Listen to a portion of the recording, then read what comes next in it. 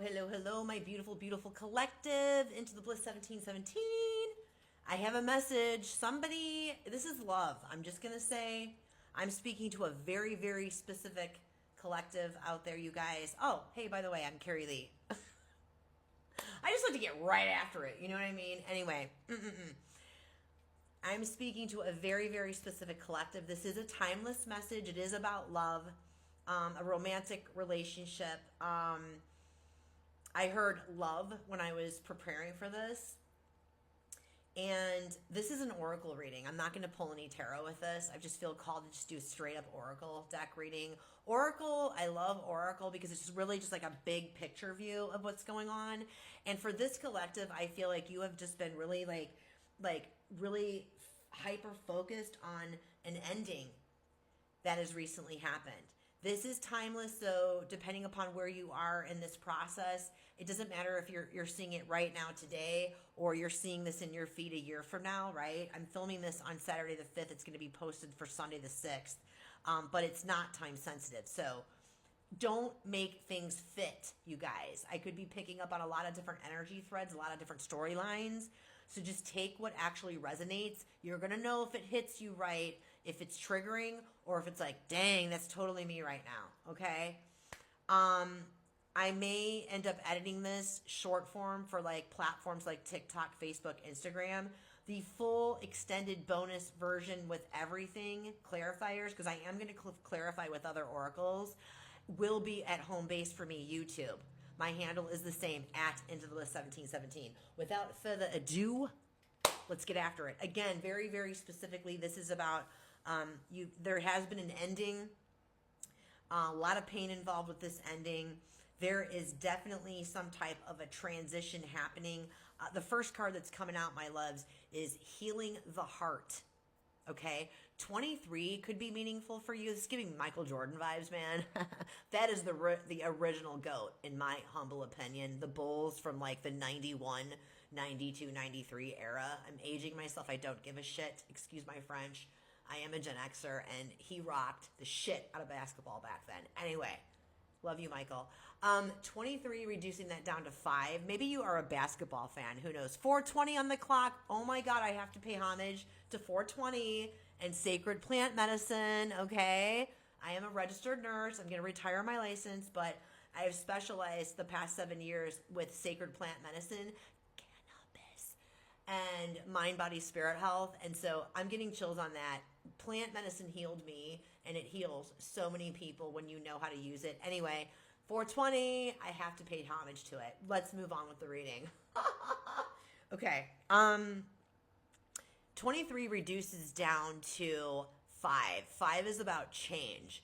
And so you are definitely in the midst of change. And what this Healing Heart card is really truly about is slowing down, okay?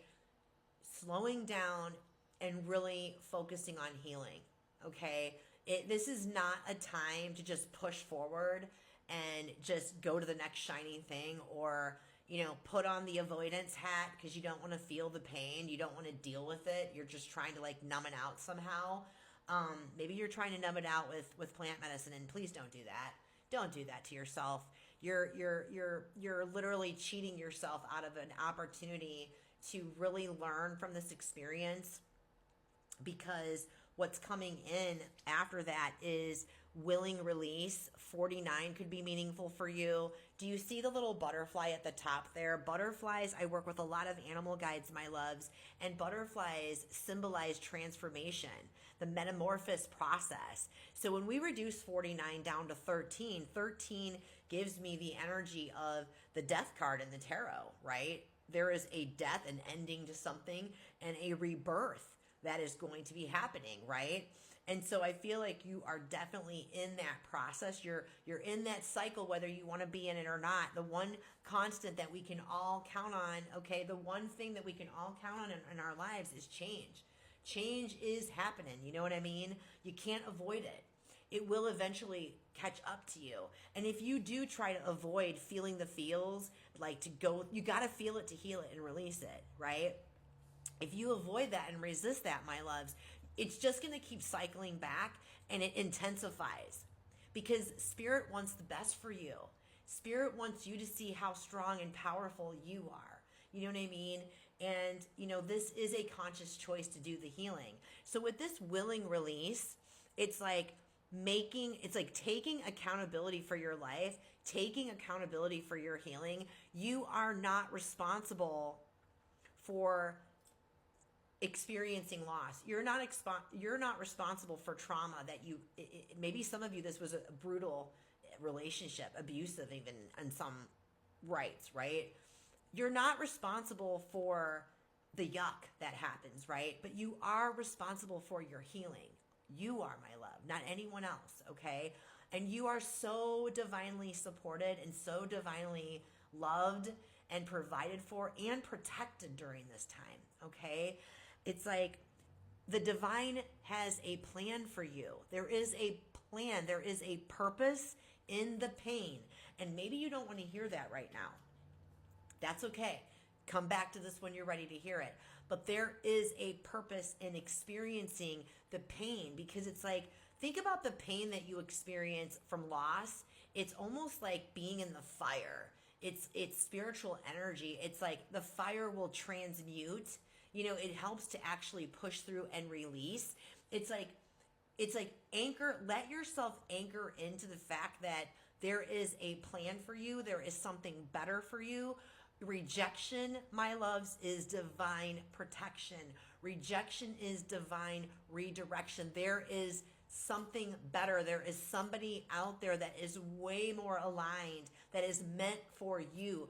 Their soul is in alignment with your soul. And if you don't do this healing work, you will not become aligned with them. Okay, my loves? So trusting and anchoring into the divine's plans for you, the timing of it, patience, my love, patience. There is a plan. There is timing involved, okay? There is providence, the grace of providence. You are protected during this, okay? This card is about surrendering to the unfolding of that plan, knowing that there is purpose in the pain. You've got to allow yourself to feel that pain and be able to honor and recognize, the cosmic nuggets of wisdom that will come from only within you, my love. It's like, I'm getting judgment card energy in the tarot with this. It's like, it's about sitting in that pain, sitting in the muck of it. No mud, no lotus, right? Sitting in the muck of that pain and feeling it and feeling the pain that goes with it, and then acknowledging your part and the other person's part, right? And this isn't about blame, and this isn't about blaming other people, blaming yourself, judging other people, right? No. It's just about acknowledging, your part in the relationship, your part in the ending of the relationship, theirs as well. It's about blessing and being grateful for the lessons that you are going to learn from this. And you will learn them. I promise you, my loves. And, forgiving them. Okay. And you may not be ready to hear that right now. And I totally get that. This is happening in divine timing and also your timing in terms of forgiveness, right?